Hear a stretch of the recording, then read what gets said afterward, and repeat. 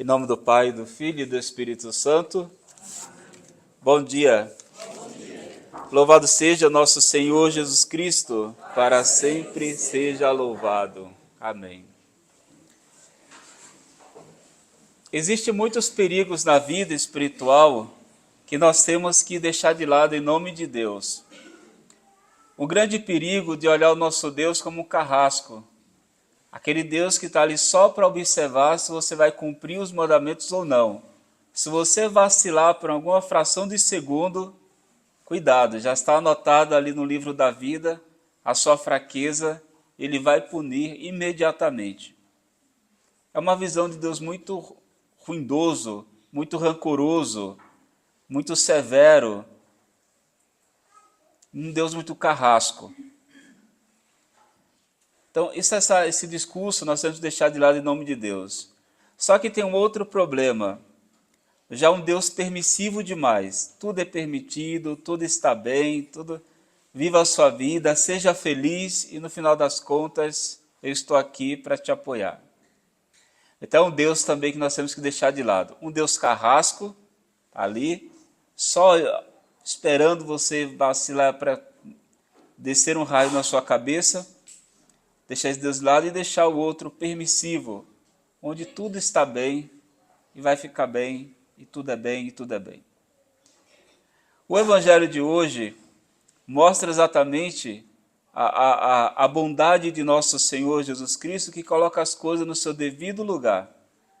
Essa gente que chega chamando a atenção de nosso Senhor e dos discípulos é muito carrasco, é muito severo. E nosso Senhor Jesus Cristo coloca as coisas no seu devido lugar. Veja só, certamente estavam com fome os discípulos, tinham caminhado bastante, fizeram o apostolado, estavam com fome.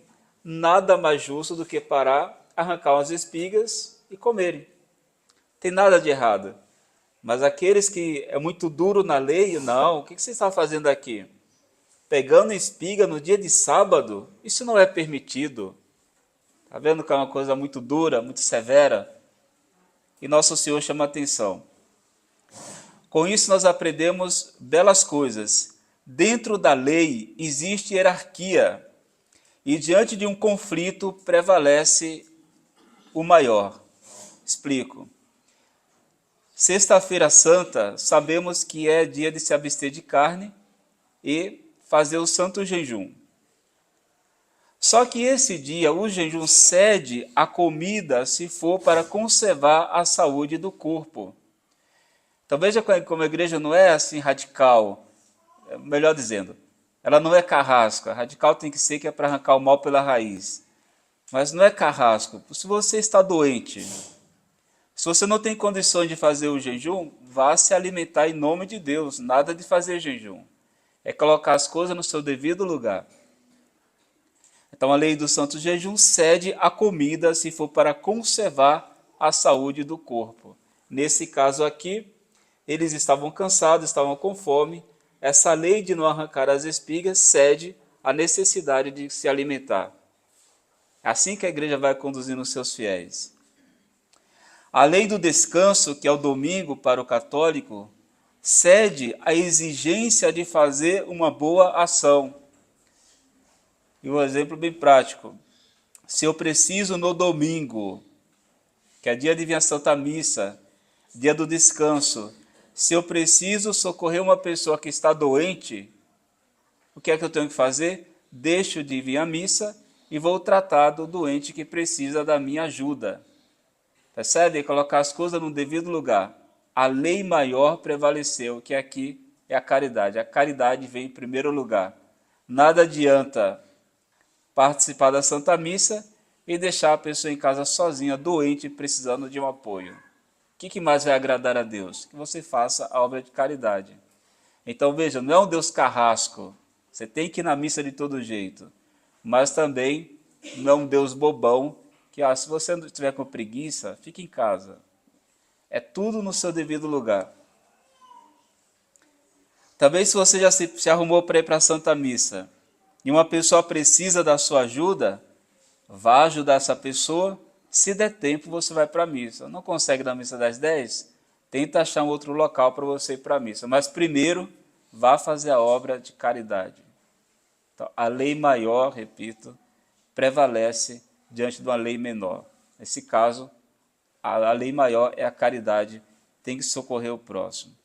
É isso que nosso Senhor fala. Não é que é proibido observar o sábado, mas nessa situação, existe um motivo justo para não seguir a regra do sábado aqui. E quando isso acontece, nem precisa se confessar, porque você não pecou. Então, às vezes eu atendo confissão de pessoas que ficaram internadas no domingo, e quando sai da internação vai se confessar, mas você não pecou, você não tinha como ir na missa, estava internado, estava doente. É impossível você cometer um pecado. Não tinha condições. Ou estava acompanhando um idoso, precisava daquele auxílio, e a pessoa vai e se confessa. Não precisa. Você não cometeu pecado. Percebe que o nosso Deus não é assim, tem que fazer a todo custo? Se o motivo exige que você falte e vá fazer o que tem que ser feito. Então é muito bom a gente aprender essas coisas. Outra lição do Evangelho de hoje, muito preciosa. Não fazer o bem ao próximo, quando pode, é o mesmo que fazer-lhe o mal. Nosso Senhor está diante do homem com a mão seca, doente. E será que ele vai fazer isso aqui no sábado? Será que ele vai fazer milagre no sábado? E Jesus só vou fazer o milagre sim, porque ele precisa da minha ajuda. Então, não prestar socorro ao próximo. Quando ele pede, eu tenho condições de fazer, é a mesma coisa de fazer o mal, mesmo que seja para faltar na missa dominical. Ele precisa, tem que socorrer. E de repente o meu vizinho precisa da minha ajuda, eu tenho condições de ajudá-lo e não faço, é a mesma coisa de fazer um grande mal para esse meu vizinho. Então, se eu tiver condições, eu vou socorrer a pessoa. Lógico, se eu não tenho condições, paciência, né? Se eu tenho condições, a caridade exige que eu faça a boa ação. E não fazer é um pecado grave de omissão, que eu podia fazer e não fiz.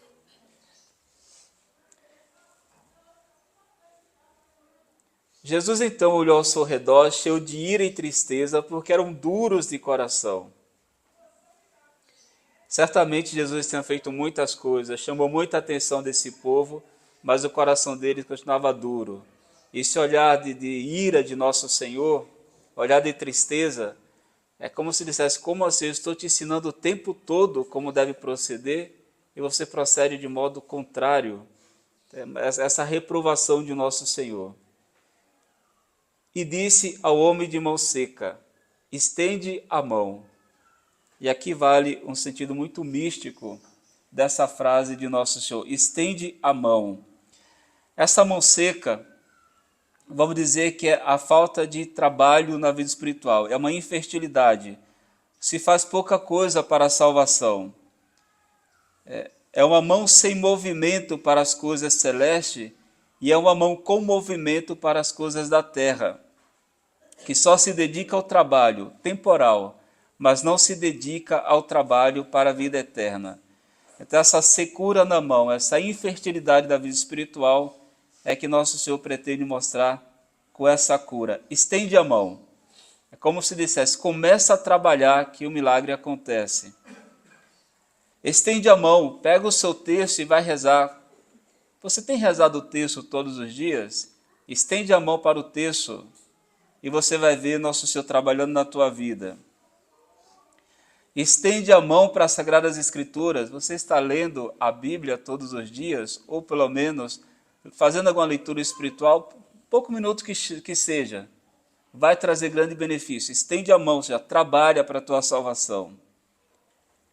Você tem estendido a mão para o catecismo da Igreja Católica? Isso é muito importante. Na hora da tentação, você tem estendido a sua mão para fazer o sinal da cruz? Estende a mão. Começa a trabalhar. Começa a tirar essa secura da tua vida. Estende a mão para fugir das ocasiões de pecado. Estende a mão para sair perto dessa pessoa que prejudica a tua vida espiritual. Ou seja, em outras palavras, comece a trabalhar pela sua salvação, que o próprio Cristo vai realizar a cura. Então, esse estende a mão, por que Jesus manda estender a mão? Poderia estar com a mão no bolso, e Jesus fazer um milagre, poderia.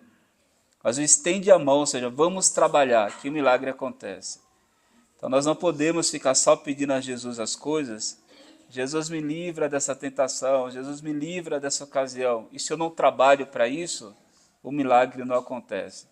Então eu estendo a mão, começo a trabalhar e Jesus vem com o milagre e o milagre acontece.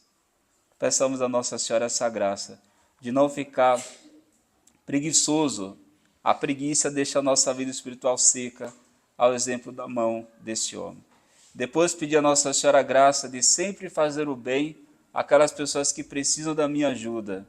E depois não ser radical, melhor, não ser ver o nosso Deus como Deus carrasco, mas um Deus bondoso, manda fazer as coisas, mas diante de uma lei maior, a lei maior prevalece.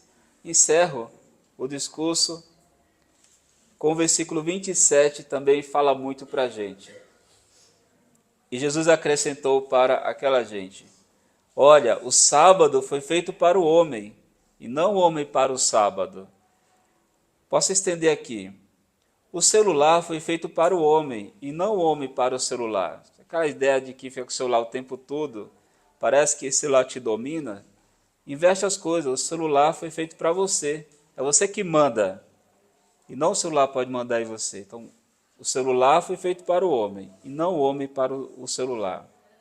O dinheiro foi feito para o homem, e não o homem para o dinheiro. Então, quando o dinheiro começa a me dominar, então está errado as coisas. Então, é só colocar as coisas no seu devido lugar. Eu fui feito para Deus, Deus não foi feito para mim, eu não mando em Deus. Então, o sábado, o dinheiro, a amizade, o celular foi feito para o homem, e não o homem para essas coisas. Que Nossa Senhora também nos ajude a colocar as coisas no seu devido lugar, e tudo vai dar certo em nome de Deus. Salve Maria.